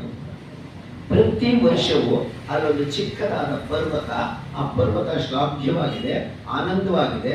ಆ ಪರ್ವತಕ್ಕೆ ಪೂಜೆಯನ್ನು ಮಾಡಿ. ಮಳೆ ಬೆಳೆ ಆಗುತ್ತೆ. ಮಳೆ, ಆಕಾಶ, ನೀರು, ಹನಿ, ಸೂರ್ಯ ಇದೆಲ್ಲಕ್ಕೂ ಕೂಡ ಊರ ಹೊರಗಡೆ ಧಾತ್ರೆವನ್ನ ಮಾಡ್ತಾರೆ. ಹಾಗೆ ಒಂದು ದಿನ ಅವರೆಲ್ಲರೂ ಗೋಕುಲ ಜನ ಪೂಜೆ ಮಾಡ್ತಾರೆ. ಏನ್ ಪೂಜೆ ಮಾಡ್ತಾ ಇದ್ದೀರಿ? ಇಂದ್ರನಿಗೆ ಪೂಜೆ ಮಾಡ್ತೀವಿ ಕಣ. ಇಂದ್ರ ಯಾತಕ್ಕೆ? ಅವನೆಲ್ಲ ಒಳ್ಳೇದು ಮಾಡ್ತಾನೆ ಕಣ. ಅವನು ಒಳ್ಳೇದು ಮಾಡಕ್ಕೆ ಅವನಿಗೆ ಸ್ವತಂತ್ರ ಇದೆಯಾ ಅಂತ ಕೃಷ್ಣ. ಇಂದ್ರನಿಗೆ ಸ್ವತಂತ್ರ ಇದೆಯಾ ಎಂಥ ಪ್ರಶ್ನೆ ಅದು. ಇಂದ್ರ ಯಾರಾದರೂ ಹೇಳಿದಾಗ ಇಲ್ಲಿ ಸುರಿಸ್ತಾನ, ಸ್ವತಂತ್ರವಾಗಿ ಅವನೇ ಸುರಿಸ್ತಾನ ಮಳೆನ. ಯಾರು ಅದು ಹಿಂದಲ್ಲಾದ್ರೂ ಇಲ್ವೇ ಇಂದ್ರ? ಹಾಗಾದ್ರೆ ಏನೇನೋ ಪ್ರಶ್ನೆ ಕೇಳಬೇಡ, ಮೊದಲಿಂದ ಮಾಡ್ಕೊಂಡು ಬಂದಿದ್ದಾರೆ, ನಾವು ಮಾಡ್ತೀವಪ್ಪ ಅಷ್ಟೇ. ಮೊದಲಿಂದ ಮಾಡಿದ್ದಾರೆ, ಯಾಕೆ ಅಂತ ಗೊತ್ತಿಲ್ಲ. ಕೆಲವರು ಅಲ್ಪ ಸ್ವಲ್ಪ ತಿಳಿದ್ರು ಅಂತ ಹೇಳಿದ್ರು. ಸುಮಾರು ವರ್ಷಗಳು ಆಗ್ಬಿಟ್ರೆ ಊರಿನಲ್ಲಿ ಒಂದು ಸಂಪ್ರದಾಯ ಇರುತ್ತೆ. ಯಾತಕ್ಕೆ ಬಂತು ಅನ್ನೋದು ಗೊತ್ತಿಲ್ಲ. ಒಬ್ಬ ಇರಾನೆ ಊರಲ್ಲಿ ತುಂಬ ದುಷ್ಟ, ಬಹಳ ಕೆಟ್ಟವನು. ಅದೆಷ್ಟು ಜನಕ್ಕೆ ತೊಂದರೆ ಕೊಟ್ಟಿದ್ದಾನ. ಜನರೆಲ್ಲ ಅನ್ಕೋತಾ ಇದ್ರು ಸತ್ತರ ಸಾಕು ಅನ್ಕೋತಾ ಇದ್ರು. ಸತ್ ಹೋದ. ಆಕ್ರೋಶ ಕಡಿಮೆ ಆಗಲಿಲ್ಲ. ತಗೊಂಡು ಹೋಗಿ ಊರಿನ ಹೊರಭಾಗದಲ್ಲಿ ಮುಚ್ಚಿದ್ರು, ಗುಡ್ಡಿ ತೆಗೆದು. ಇನ್ನೂ ಕೋಪ ಕಡಿಮೆ ಆಗಲಿಲ್ಲ. ಬರಬೇಕಾದ್ರೆ ಆ ಸಮಾಧಿ ಮೇಲೆ ಒಂದು ಕಲ್ಲೆಸ್ತು ಬರೋದು. ಆ ಜನರೇಷನ್ ಹೊರಟೋಯ್ತು. ಮುಂದೆ ಅವರ ಮಕ್ಕಳಿಗೆ ಬಂದ್ರು, ನಮ್ಮಪ್ಪ ಅವರೆಲ್ಲ ಮಾಡ್ತಾ ಇದ್ರು, ಒಳ್ಳೆ ಕೆಟ್ಟವನು, ನಾವು ನೋಡಿದೀವಿ ಇವನ್ನ, ಎಸಣ ಕಲ್ಲೆಸ್ತು ಸಮಾಧಿ ಮೇಲೆ. ಆ ಜನರೇಷನ್ ಹೊರಟೋಯ್ತು. ಅವರ ಮಕ್ಕಳುಗಳು ಎಸ್ತರು ಮಾಡ್ತಿದ್ರು ಅಂತೆ. ಮುಂದಿನವರು ಏನ್ ಮಾಡಿದ್ರು ಏನು ಗೊತ್ತಿಲ್ವಲ್ಲ, ಕಲ್ಲು ಎಸೆಯೋದು ಅವನ ಸಮಾಧಿ ಮೇಲೆ. ಸ್ವಲ್ಪ ಇನ್ನೂ ವರ್ಷಗಳಾದ ಮೇಲೆ ಏನ್ ತಿಳ್ಕೊಂಡ್ರು, ಊರಿಗೆ ಬರೋ ಜನ ಈ ಊರಿಗೆ ಬರಬೇಕಾದ್ರೆ ಇಲ್ಲೊಂದು ಕಲ್ಲು ಎಸ್ತು ಬರಬೇಕು. ಇದೇ ಸಂಪ್ರದಾಯ. ಇದೇ ಹುಟ್ಟೋದು ಸಂಪ್ರದಾಯ ಹೀಗೇನೇನೆ. ಹಾಗೆ ಗೋಪಾಲಕರು, ಗೋಕುಲದ ಜನ ಎಲ್ಲ ಹಿರಿಯರು ಎಲ್ಲ ಇಂದ್ರದೇವರ ಪೂಜೆ ಮಾಡಕ್ಕೆ ಸಿದ್ಧತೆ ಮಾಡ್ತಿದ್ದಾರೆ. ಬೇರೆ ಪ್ರಕೃತಿಗೆ ಪೂಜೆ ಮಾಡಿ, ಬ್ರಾಹ್ಮಣರಿಗೆ ಅಡಿಗೆ ಮಾಡಿಸಿ ಊಟಕ್ಕೆ ಮಾಡಿ, ಅದೇ ದೊಡ್ಡ ದೇವರ ಪೂಜೆ. ಬ್ರಾಹ್ಮಣ ಭೋಜನ ಇದೆಯಲ್ಲ ಅದು ಅಷ್ಟಿಷ್ಟಲ್ಲ. ಮನೆ ಅವರು ದೊಡ್ಡಪ್ಪವನ್ನು ಹೇಳಿದ ಅಷ್ಟು ನಾಡಿಗತ ಭಗವದ್ ರೂಪಗಳು, ಇಂದ್ರಿಯಾಭಿಮಾನಿಗಳು. ಅವ್ರು ಮಾಡ್ಕೊಂಡು ಸಂಧ್ಯಾ ವಂದನೆ ಎಷ್ಟಾರು ಅವರಿಗೆ ಗಾಯತ್ರಿ ಜಪ ಮಾಡ್ತಾನೋ ಅವನಿಗೆ ತೊಂದರೆ ಕೊಡೋದು ಬೇಡ, ಕಟ್ಟೆ ತಗೊಬಡಿಸಿ ಊಟ ಮಾಡಿ, ಅದೇ ದೊಡ್ಡ ದೇವರ ಪೂಜೆ. ಬ್ರಾಹ್ಮಣ ಸೌಖ್ಯ ಅಮೃತಂಜು ಹೋಗಿ, ಬ್ರಾಹ್ಮಣ ಆಪೋಷಣ ತೆಗೆದುಕೊಂಡ್ರೆ ನಾನು ಊಟ ಮಾಡಿದಾಗೆ ಊಟ ಮಾಡಿಸಿ. ಯಾರೂ ನಿಮಗೆ ದೊರೆಯಲಿಲ್ಲವೇ? ಹಿರಿಯರಿದ್ದಾರೆ, ಅವ್ರನ್ನ ಕೂಡಿಸಿ ಬಾತ್ ಪೂಜೆ ಮಾಡಿ. ಅದು ಆಗಲಿಲ್ಲವೇ? ನನಗೆ ಪೂಜೆ ಮಾಡಿ. ಇಲ್ಲೇ ಕೂಡಿಸಿ ಪೂಜೆ ಮಾಡಿ. ಅದು ಬೇಡ ಅನಿಸ್ತಾ ನಿಮಗೆ? ಪ್ರಕೃತಿಗೆ ಪೂಜೆ ಮಾಡಿ. ಪ್ರಕೃತಿ ಪೂಜೆ ಯಾವುದೆಲ್ಲ ಹಾಗಾದ್ರೆ ಪರ್ವತ. ಆ ಪರ್ವತದ ಹೆಸರು ಗೋವರ್ಧನ ಪರ್ವತ. ಎಲ್ಲರೂ ಪೂಜೆ ಮಾಡಿದ್ರು ಗೋವರ್ಧನ ಪರ್ವತಕ್ಕೆ. ಇಂದ್ರದೇವನಿಗೆ ತುಂಬಾ ಕೋಪ ಬಂತು, ತುಂಬಾ ಕೋಪ. ಅಷ್ಟಿಷ್ಟಲ್ಲ, ಮಾಡ್ತೀನಿ ತಾಳು ಅಂದ್ಬಿಟ್ಟು ಮಳೆ ಸುರಿಸು. ದೊಡ್ಡ ಮಳೆ. ಆ ಮಳೆಯಿಂದ ಎಲ್ಲರೂ ರಕ್ಷಿಸಬೇಕಲ್ಲ ಸ್ವಾಮಿ. ಆಗ ಛತ್ರಿ ಅಂತೀವಿ, ಅಷ್ಟು ಜನಕ್ಕೂ ಎಷ್ಟು ಛತ್ರಿ ತರಕ್ಕಾಗುತ್ತೆ. ಎಲ್ಲರನ್ನೂ ಒಂದು ಅಡಿಯಲ್ಲಿ ನಿಲ್ಲಿಸಿದ. ಪರ್ವತದ ಕೆಳಗೆ ಯಾಕೆ ಹೋದ್ರು? ಭಗವಂತನೇ ಆ ಪರ್ವತವನ್ನು ತೆಗೆದು ತನ್ನ ಬೆರಳಲ್ಲಿ ಹಿಡಿದು ನಿಂತ ಗೋವರ್ಧನ ಪರ್ವತವನ್ನು ಮೇಲಕ್ಕೆ ಎತ್ತಿದ್ದಾನೆ ಭಗವಂತ. ಆ ಪರ್ವತದ ಕೆಳಗಡೆ ಎಲ್ಲರೂ ಇದ್ದಾರೆ, ಕನಕರುಗಳು ಇವೆ, ಹಿರಿಯರು ಮುದುಕರು ಎಲ್ಲರೂ ಇದ್ದಾರೆ. ಯಾರಿಗೂ ಕೂಡ ಒಂದು ಮಳೆ ಹನಿಯೂ ಬೀಳಿಲ್ಲ. ಏನ್ರಿ ಭಗವಂತ ಮಾಡೋ ವ್ಯಾಪಾರ ಎಷ್ಟು ದೊಡ್ಡದು ಯೋಚಿಸಿಕೊಂಡರೆ. ಇಂದ್ರ ದೇವರು ಇಷ್ಟಲೇ ಇದ್ದಾರೆ ಮಳೆಯನ್ನ. ಎಷ್ಟು ದಿವಸ? 7 ದಿನಗಳ ಕಾಲ ದೊಡ್ಡ ಮಳೆ, ಹಗಲು ರಾತ್ರಿ ಏನಿದೆ ಮಳೆ, ಎಲ್ಲ ಅಲ್ಲೇ ಇದ್ದಾರೆ ಪರ್ವತದ ಕೆಳಗೆ. ಆಗ ಇಂದ್ರ ದೇವರಿಗೆ ತಮ್ಮ ತಪ್ಪು ಅರಿವಾಯಿತು. ಬಂದು ಪೂಜಾ ದ್ರವ್ಯದೊಡನೆ ನಮಸ್ಕಾರ ಮಾಡೋದು. ಗೋವಿಂದ ಅಂತ ದ್ವಾಪರಯುಗದಲ್ಲಿ ಮೊದಲು ಕರೆದವರು ಇಂದ್ರದೇವರೇ. ಗೋವಿಂದೋ ಗುರುಧ್ವಜೋಗು ಗಾಂಗೇಯ ಸಂರಕ್ಷ ಗೋವಿಂದ. ಪೂಜಾ ದ್ರವ್ಯಗಳನ್ನು ತಂದು, ಕಿರೀಟವನ್ನು ತಂದು ಕೃಷ್ಣನಿಗೆ ಇಟ್ಟು, ಇನ್ನೂ ತೃಪ್ತಿ ಆಗಲಿಲ್ಲ ಇಂದ್ರನಿಗೆ. ಕಾಮಧೇನುವನ್ನು ಕರ್ಕೊಂಡು ಬಂದ ಜೊತೆಯಲ್ಲಿ ಕೃಷ್ಣನನ್ನ ಕುಳ್ಳಿರಿಸಿ ಕಾಮಧೇನುವನ್ನು ಅಲ್ಲೇ ನಿಲ್ಲಿಸ್ಬಿಟ್ರು. ಅದು ಹಾಲಿನ ಅಭಿಷೇಕ ಮಾಡೋದು, ಕ್ಷೀರಸೇಚನ. ಭಗವಂತ ಇಷ್ಟಿಷ್ಟು ರೀತಿಯಲ್ಲಿ ಅವನ ನಂಬುದು ರಕ್ಷಿಸ್ತಾನೆ ಅನ್ನೋದಕ್ಕೆ ಇವೆಲ್ಲವೂ ಕೂಡ. ಅಷ್ಟೊತ್ತಿಗೆ ಕಂಸ ಒಬ್ಬ ಬಕಾಸುರ, ಈ ಬಕಾಸುರ ಅಲ್ಲ, ಮಹಾಭಾರತದ ಬಕಾಸುರ ಬೇರೆ, ಭೀಮ ಪೂಜೆ ಇವನೇ. ಬಕಾಸುರ ಧೇನುಕಾಸುರ ಅಂತ ಕಳಿಸ್ತಾನೆ. ಆ ಧೇನುಕಾಸುರ ಬಲರಾಮನನ್ನು ಎತ್ತಿಕೊಂಡು ಓಡ್ತಾ ಇದ್ದಾಗ ಧೇನುಕಾಸುರ ಭಂಜನ ಕೃಷ್ಣ ಕೊಲ್ತಾನೆ, ಬಕಾಸುರನನ್ನು ಕೊಲ್ತಾನೆ ಸ್ವಾಮಿ. ಹೀಗೆ ಎಲ್ಲರನ್ನೂ ರಕ್ಷಿಸುತ್ತಾ ಇದ್ದು ಯಮುನಾ ನದಿಯ ಕಡೆಯಿಂದ ಅಲ್ಲಿ ಗೋಪಸ್ತ್ರೀಯರೆಲ್ಲರೂ ಬಂದರು. ಹುಣ್ಣಿಮೆ ಬೆಳದಿಂಗಳು ನೋಡಿದ್ರು ಕೃಷ್ಣನನ್ನ, ಎಷ್ಟು ಚೆನ್ನಾಗಿ ಕಾಣಿಸ್ತಾ ಇದ್ದಾನೆ, ನಾವು ಯಾಕೆ ಇವನ ಜೊತೆ ನರ್ತನ ಮಾಡಬಾರ್ದು, ಈ ಹೊತ್ತೆಲ್ಲ ಇವನ ಜೊತೆ ಯಾಕೆ ಕಳಿಬಾರ್ದು, ಬೆಳಗಾಗುವ ತನಕ ಇವನ ಜೊತೆಲೇ ಇರಬೇಕು ಅಂದಾಗ ಕೃಷ್ಣ ಹೇಳ್ತಾನೆ, ಹಾಗೆಲ್ಲ ನೀವು ಬರಬಾರ್ದು, ನೀವು ಬರೋದು ತಪ್ಪಿದೆ, ಹೋಗಿ ಎಲ್ಲ ನಿಮ್ಮ ನಿಮ್ಮ ಪತಿಯ ಜೊತೆಯಲ್ಲಿ ಇರಿ. ಹಾಗಾದ್ರೆ ನಿಂತ ಕಾಣೋದು ಹೇಗೆ? ಪತಿಯಲ್ಲಿ ಇರುವ ಅಂತರ್ಗತನಾದ ನನ್ನನ್ನು ನೋಡ್ರಿ, ಭಗವಂತನನ್ನ, ಪತಿಯ ಅಂತರ್ಯಾಮಿ ಭಗವಂತನ ಕೃಷ್ಣ. ನಾವು ಭಕ್ತಿ ಇಡಬೇಕು, ವಿಧೇಯರಾಗಿರ್ಬೇಕು, ಪತಿಯನ್ನ ಸೇವಿಸಬೇಕು. ಆ ಸೇವೆಯಿಂದ ಪತಿಯಲ್ಲಿ ಅಂತರ್ಗತನಾಗಿರುವ ನಿನ್ನನ್ನು ನೋಡಬೇಕು. ಅಷ್ಟೆಲ್ಲ ಯಾಕೆ? ನೇರವಾಗಿ ನಿನ್ನನ್ನೇ ಪೂಜೆ ಮಾಡಬೇಕು. ನಿನ್ನನ್ನು ಬಿಟ್ಟು ಇನ್ನು ಯಾರು ಬೇಡ ನಮಗೆ, ಅದು ಅದೀಕ್ಷೆ ಇರ್ತಕ್ಕಂಥದ್ದು.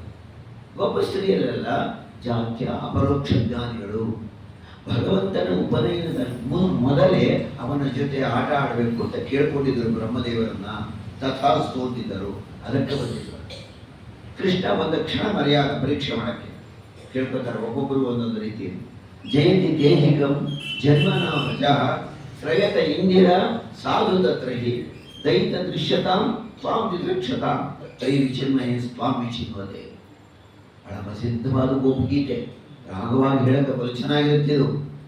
ಅಂಥ ಗೋಪಿಗೀತೆಯನ್ನ ಅಲ್ಲಿ ಹೇಳ್ತಾರೆ ಎಲ್ಲರೂ ಕೂಡ. ತಾಸ ಮಾವಿರ ಭೂಚೌರಿ ಸ್ವಯಮಾನ ಮುಖಾಂಜ ಪೀತಾಂಬರ ಧರಸ್ರಗ್ವಿ ಸಾಕ್ಷಾನ್ ಮನ್ಮಥ ಮನ್ಮತಃ. ಮನಸ್ಸನ್ನ ಮಥಿಸಬೇಕಾದ್ರೆ ಒಂದು ಯೋಚನೆ ಮಾಡೋಣ. ಮನಸ್ಸು ನಿಯಂತ್ರಣದಲ್ಲಿರಬೇಕಾದ್ರೆ, ಮನಸ್ಸು ಚಂಚಲ ಆಗಬಾರದು. ಹಾಗಾದ್ರೆ ರುದ್ರದೇವರನ್ನ ಮಥಿಸಬೇಕು. ಮನಸ್ಸು ಚಂಚಲ ಆಗದಲೇ ಇರಬೇಕಾದ್ರೆ ಒಳ್ಳೆಯ ಪ್ರಜ್ಞೆ ಕೊಟ್ಟು ಮನಸ್ಸನ್ನು ಒಂದೇ ಕಡೆ ಇಟ್ಕೊತಾರೆ ರುದ್ರದೇವರು.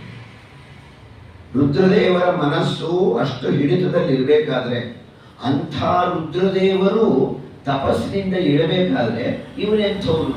ಮನ್ಮಥ, ಮನಸ್ಸನ್ನ ಮಥಿಸುವವನು. ರುದ್ರದೇವರ ಮನಸ್ಸನ್ನೇ ಮಥನ ಮಾಡಿದವನು ಇವನು. ಹೇಗೆ ಬೇಡ ರೂಪ ಮನ್ಮಥಂದು. ಆ ಮನ್ಮಥನ ಅಪ್ಪ ಇವನು ಹೇಗೆ ಬೇಡ ಕೃಷ್ಣ. ಅದಕ್ಕೆ ಸಾಕ್ಷಾತ್ ಮನ್ಮಥ ಮನ್ಮಥಃ. ಆ ರೀತಿ ನೋಡಿದ್ರು ಎಲ್ಲ. ಇತಿ ಗೋಪ್ಯ ಪ್ರಗಾಯಂತಹ ಕೃಷ್ಣ ದರ್ಶನ ಲಾಲಸಾಹ ರುರುದು ಸ್ವಸ್ವರಂ ರಾಜಂ ಕೃಷ್ಣ ದರ್ಶನ ಲಾಲಸಾಹ. ಕೃಷ್ಣನ ದರ್ಶನವಾಯಿತು. ಸ್ವಾಮಿ ಕೊಳಲನ್ನು ಊದುತ್ತಾ ಇದ್ದಾನೆ. ಸುಶ್ರಾವ್ಯವಾಗಿದೆ, ಕೇಳಕ್ಕೆ ಆನಂದವಾಗಿದೆ. ಯಾರು ಕೊಳಲು? ಕೃಷ್ಣನ ತುಟಿಗೆ ಸ್ಪರ್ಶ ಆಗಬೇಕಾದ್ರೆ ಬೇರೆ ಯಾವ್ಯಾವುದೋ ಅಲ್ಲ, ಅದು ಇನ್ನಷ್ಟು ಪವಿತ್ರವಾಗಿರಬೇಡ, ಅದು ಯಾವುದೋ ಪವಿತ್ರವಲ್ಲ. ಸಾಕ್ಷಾತ್ ಲಕ್ಷ್ಮಿಯೇ ಕೊಳಲಿನ ರೂಪದಲ್ಲಿ ಬಂತು. ಕೊಳಲಿನ ರೂಪ ಲಕ್ಷ್ಮಿಯ ರೂಪ. ಸ್ವಾಮಿ ವೇಣುನಾದ, ಆ ವೇಣುಗೀತ ಪ್ರಮದ ಗೀತ ಎಲ್ಲ ಹಾಗೆ ಇರಬೇಕಾದ ಅದೇ ಸಂದರ್ಭದಲ್ಲಿ ಭಾಗವತದಲ್ಲಿ. ಯಮುನಾ ನದಿಯ ಕಡೆಯಿಂದ ಎಲ್ಲರನ್ನು ಕರ್ಕೊಂಡು ಊರಿಗೆ ಬಂದ, ತಿರ್ಗಾ ಗೋಕುಲಕ್ಕೆ. ಸ್ವಾಮಿ ಎಲ್ಲರೂ ತಿರ್ಗಾ ಬಂದರು ಹಿಂದಕ್ಕೆ, ಆನಂದವಾಗಿದ್ದಾರೆ. ಅಷ್ಟು ಹೊತ್ತಿಗೆ ನಾರದರು ಬಂದರು. ಏನು ಕಂಸ, ನಿನ್ನ ತಂಗಿ ಮಗು ಏನು ಮಾಡಲಿಲ್ಲನೋ ನಿನಗೆ? ಇಲ್ಲ ಸ್ವಾಮಿ, ರಾಕ್ಷಸರೆಲ್ಲ ಕಳಿಸ್ದೆ, ಏನೂ ಪ್ರಯೋಜನವಾಗಲಿಲ್ಲ. ಒಂದು ಕೆಲಸ ಮಾಡು, ಇಲ್ಲಿಗೆ ಕರೆಸಿಕೋ, ಅವ್ರನ್ನ ಕರೆಸಿಕೊಂಡು ಅದೇನು ಮಾಡ್ತೀಯೋ ಮಾಡು. ನಾರದರು ಹೇಳಿದ್ರು. ಆಯಿತು ಸ್ವಾಮಿ, ಕರೆಸ್ತೀನಿ. ಬಿಲ್ಲು ಹಬ್ಬ ಅಂತ ಒಂದು ನೆಪ ಇಟ್ಕೊ, ಅಕ್ರೂರನನ್ನ ಕಳಿಸು. ಅಕ್ರೂರ ಬ್ರಹ್ಮದೇವರ ಅಂಶ. ಅಕ್ರೂರ ಹೋದ. ಅಕ್ರೂರ ಕಂಸನ ಆದೇಶದಂತೆ ಗೋಕುಲ ತುಂಬ ಹಸುಗಳು. ಆ ಹಸುಗಳು ಈ ಕಡೆ ಥರ ಹಸುಗಳಲ್ಲ.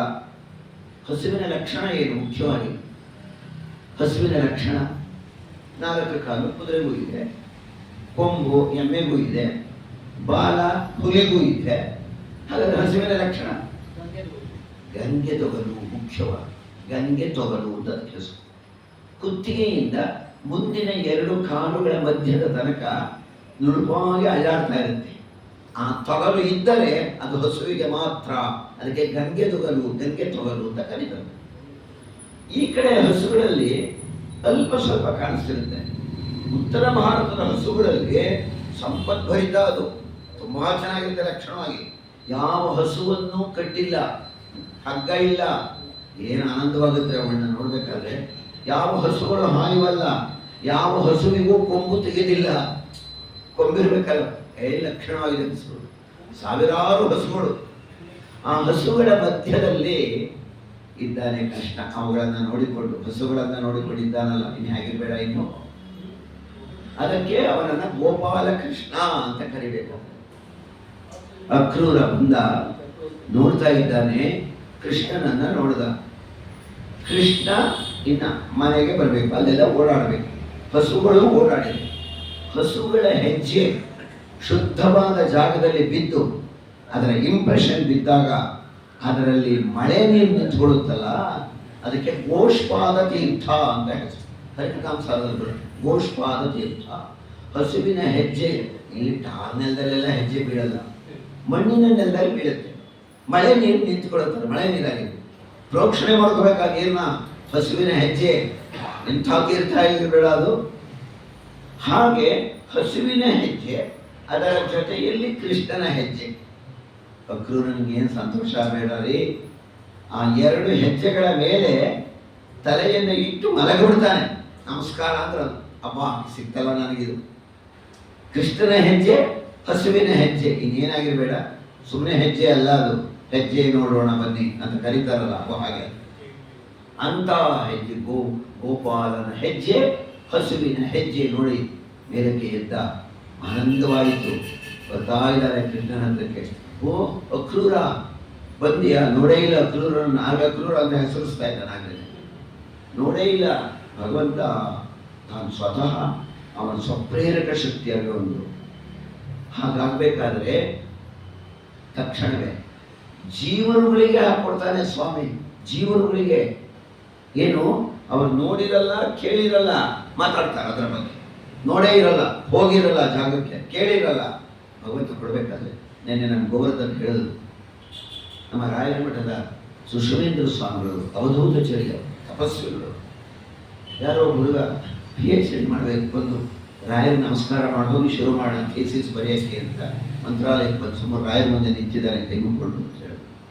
ಸುಶ್ವೇಂದ್ರ ಸ್ವಾಮಿಗಳಿಗೆ ಬಂದವರು, ಏನೋ ಯಾವಾಗ ಬಂದೆ, ಇದನ್ನು ಬರೀ, ನಿನಗೆಲ್ಲ ಒಳ್ಳೇದಾಗುತ್ತೆ. ಇದ್ದಕ್ಕಿದ್ದ ಹಾಗೆ ಯಾಕೆ ಕೊಡ್ತಾ ಭಗವಂತ ಪ್ರೇರಣೆಯನ್ನು? ಏನು ಅವನು ಯಾರು ಗೊತ್ತಿಲ್ಲ, ಅವನು ಯಾತಕ್ಕೆ ಬಂದಿದ್ದಾನೆ ನೋಡಿಲ್ಲ, ಹೇಳ್ಕೊಂಡಿಲ್ಲ ಅವನು. ಇವ್ರು ಹೇಳ್ತಾ ಇದ್ದಾರಲ್ಲ, ಭಗವಂತ ಹ್ಯಾಕ್ ಕೊಡ್ತಾನಲ್ಲಿ.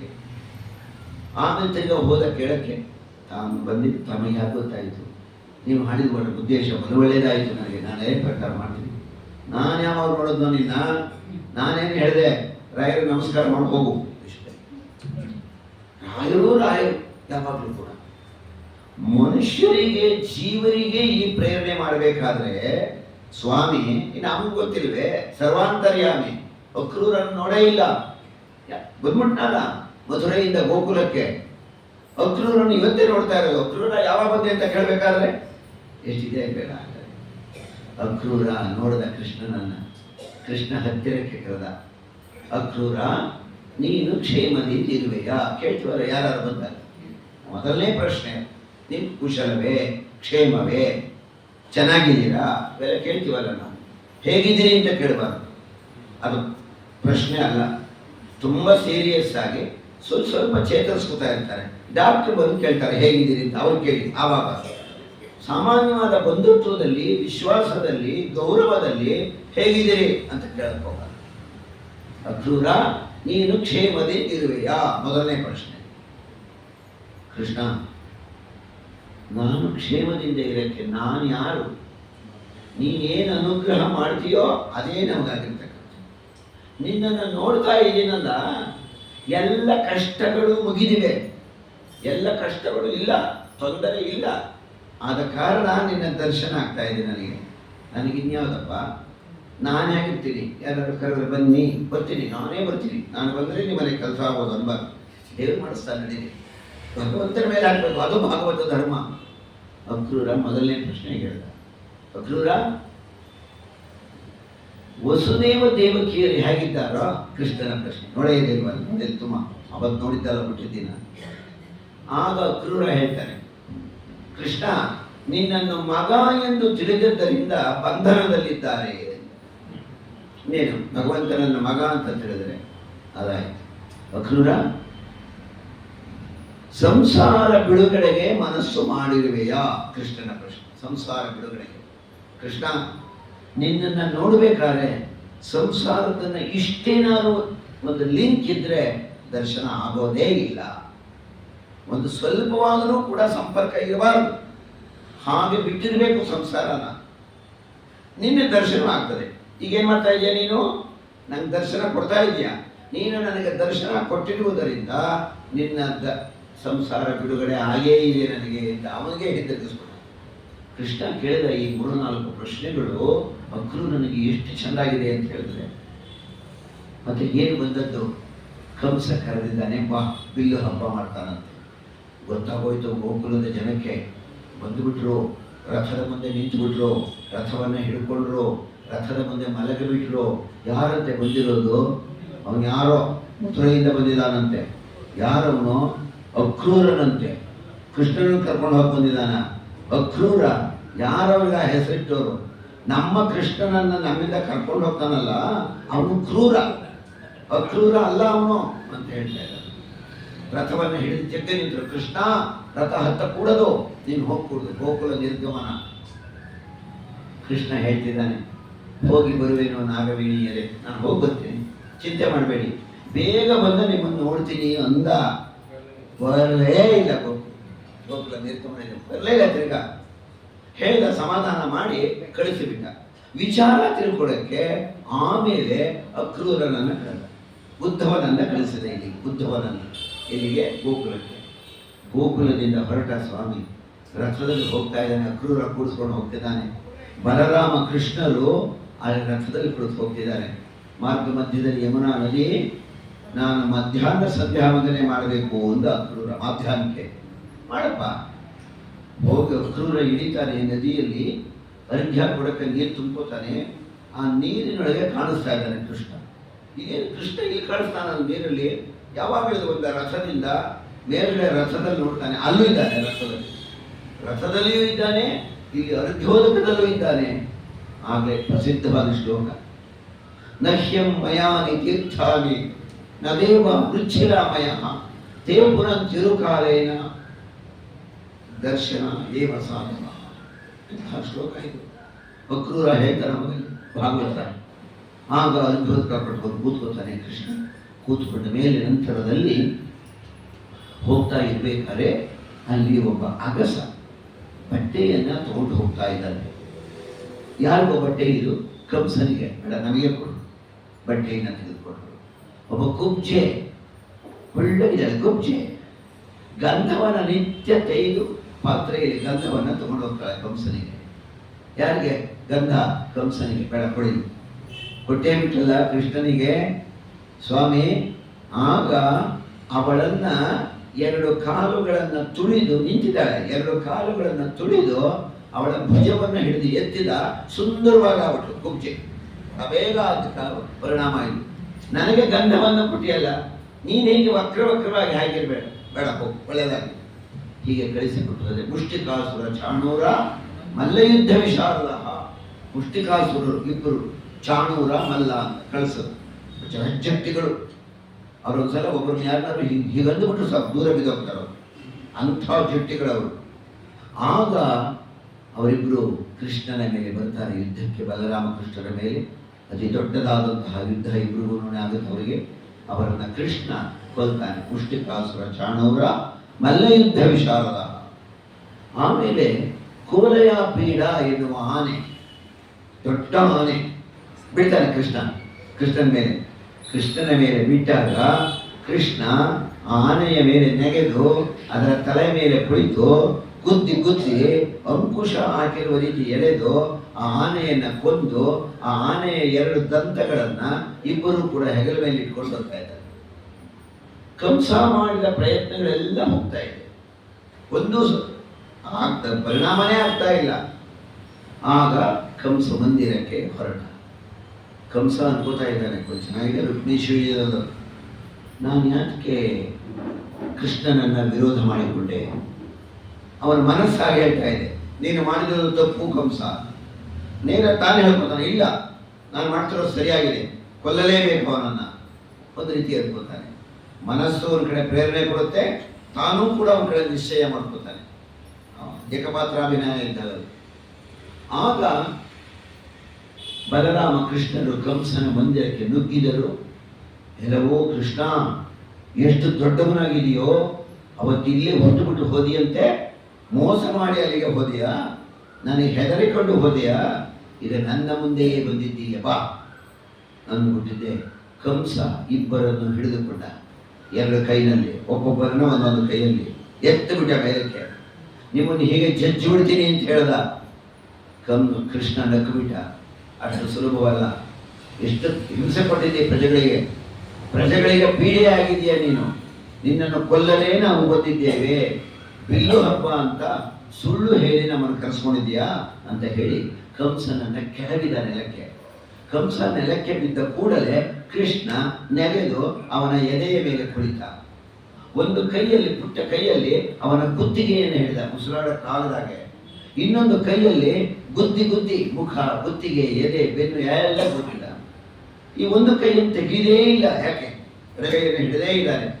ಅದಕ್ಕೆ ಸತ್ಯಧರ್ಮರು ಹೇಳ್ತಾರೆ, ಸತ್ಯಧರ್ಮರು ವ್ಯಾಖ್ಯಾನ ಬರೀಬೇಕಾದ್ರೆ ಹೇಳ್ತಾರೆ, ಯಾಕೆ ಕೃಷ್ಣ ಅವನ ಕುತ್ತಿಗೆ ಹಿಡಿದಿದ್ದ ಅಂದ್ರೆ, ಇನ್ನೊಂದು ಸಲ ಏನಾದ್ರು ಕೃಷ್ಣ ಅಂದಿದ್ರೆ 2 ಗಂಟೆ ಜೀವ ಇರ್ಬೇಕಾಯ್ತು. ಅವನ ಜೀವ ಇರಬಾರ್ದು, ಕುಪ್ಪಬಾರ್ದು ಕೃಷ್ಣ ಅಂತ. ಹಾಗೆ ಸೋದರ ಮಾವನ ಮಧುರೆಯಲ್ಲಿ ಮಡಗಿದ ಯಶೋದೆ ಕಂದ ನೀವಾರು ಮಾತುರ ಧ್ವಂಸಿ ಅನ್ನೋ ಹೆಸರು ತಗೊಂಬಿಟ್ಟ. ಸೋದರ ಮಾವ ಕಂಸ, ಅವನ ಅನುಯಾಯಿಗಳೆಲ್ಲ ಬಂದರು. ಅವರೆಲ್ಲ ತರಗೆ ಎಲೆ ಉರಿದೋದಾಗ ಉದುರೋದ್ರು, ಎಲ್ಲ ಸತ್ತು ಹೋದ್ರು. ಕೃಷ್ಣ ಸಾಯಿಸಿಬಿಟ್ಟ. ಬಲರಾಮ ಕೃಷ್ಣರು ನೇರವಾಗಿ ಹೊರಟರು. ವಸುದೇವ ದೇವಕಿಯನ್ನು ನಮಸ್ಕರಿಸಿದರು. ಉಗ್ರಸೇನ ತಾತನಿಗೆ ಹೋಗಿ ವಂದಿಸಿದರು. ಅಬ್ಬ, ದೊಡ್ಡದಾದಂತಹ ಒಂದು ತೊಂದರೆಯನ್ನು ತಪ್ಪಿಸಿದ್ರಿ ಬಲರಾಮಕೃಷ್ಣನು. ನಮ್ಮ ಲೋಕಕ್ಕೆ ಒಳ್ಳೆಯದಾಗಲಿ, ನಮ್ಮ ನಾಡಿಗೆ ಒಳ್ಳೆಯದಾಗಲಿ, ಎಲ್ಲರೂ ಕ್ಷೇಮವಾಗಿರಲಿ, ಸಂತೋಷವಾಗಿರಲಿ, ಸುಭಿಕ್ಷವಾಯಿತು ಅಂದಾಗ ಉಗ್ರಸೇನನ ಕರ್ಕೊಂಬಂದು ಕೃಷ್ಣ ಸಿಂಹಾಸನದಲ್ಲಿ ಕುಳ್ಳಿರಿಸಿ ಅರಳು, ಹೂವು, ಮಂತ್ರಾಕ್ಷತೆಯಿಂದ ಅವನ ಮೇಲೆ ಹಾಕಿ ಕಿರೀಟವನ್ನು ತೊಡಿಸಿ ಉಗ್ರಸೇನನಿಗೆ ಪಟ್ಟಾಭಿಷೇಕ ಮಾಡಿಬಿಟ್ಟ. ತಾಯಿಯ ತಂದೆ ಉಗ್ರಸೇನ ಪಟ್ಟಾಭಿಷೇಕ ಆಯಿತು. ಜನರೆಲ್ಲ ಸಂತೋಷ ಪಡ್ತಾರೆ ಬಲರಾಮಕೃಷ್ಣರನ್ನು ನೋಡಿ.